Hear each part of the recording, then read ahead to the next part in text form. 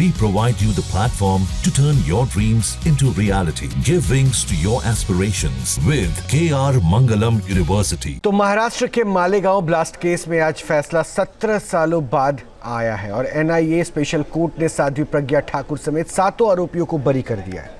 जज ने फैसला सुनाते हुए कहा कि जांच एजेंसी आरोप साबित नहीं कर पाई, ऐसे में आरोपियों को संदेह का लाभ मिलना चाहिए। वहीं पीड़ितों के वकील ने फैसले को हाईकोर्ट में चुनौती देने की बात भी कही है।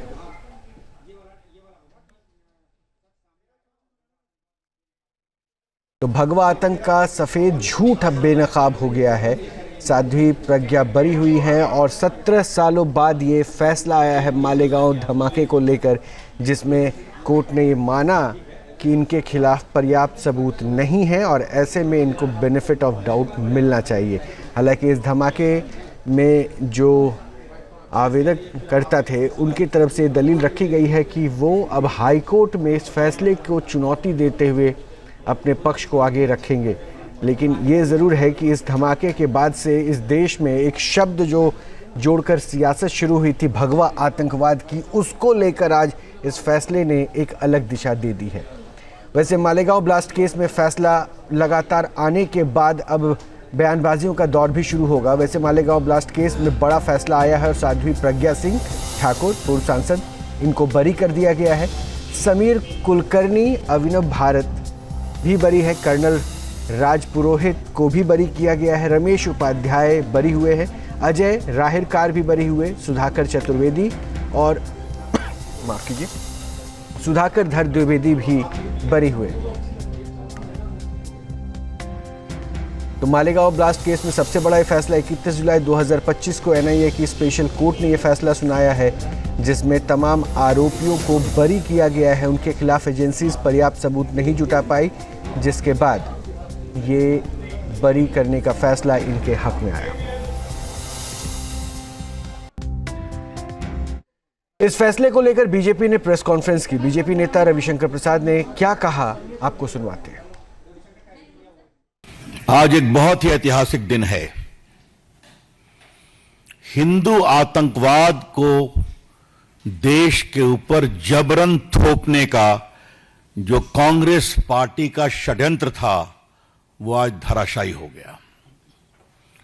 और ये बात हम बहुत जिम्मेवारी के साथ कहना चाहते हैं। मालेगांव ब्लास्ट मामले में जो कोर्ट का फैसला आया है, उस पूरे में स्पष्ट रूप से कहा गया है, जो बातें अभी तक आई हैं, कि किसी भी एक्यूज के खिलाफ कोई पर्याप्त सबूत नहीं है और प्रोसिक्यूशन अपना केस प्रूव नहीं कर सके। आपके रिकॉल के लिए हम बताना चाहते हैं कि उसमें कर्नल पुरोहित एक बहुत ही डेकोरेटेड आर्मी ऑफिसर था, जिसने कश्मीर में आतंकवाद के खिलाफ बड़ी लड़ाई लड़ी।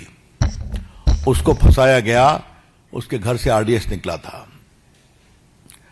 आपको मालूम है कि प्रज्ञा ठाकुर एक बहुत अच्छी साध्वी, नेत्री, MP, उनको कहा गया था उनकी मोटरसाइकिल से बम लाया गया था और 10-12 दिन तक उनको इतना टॉर्चर किया गया कि उनका बाद में चलना भी मुश्किल होता था। आपने सबों ने उनको देखा है। और बाकी कई सेना के पदाधिकारी, बाकी लोगों को फंसाया गया। ये कांग्रेस पार्टी की एक सोची हुई रणनीति थी। मैं आपसे कहना चाहता हूं, शुद्ध वोट बैंक पॉलिटिक्स के लिए it was a well calculated conspiracy of the Congress party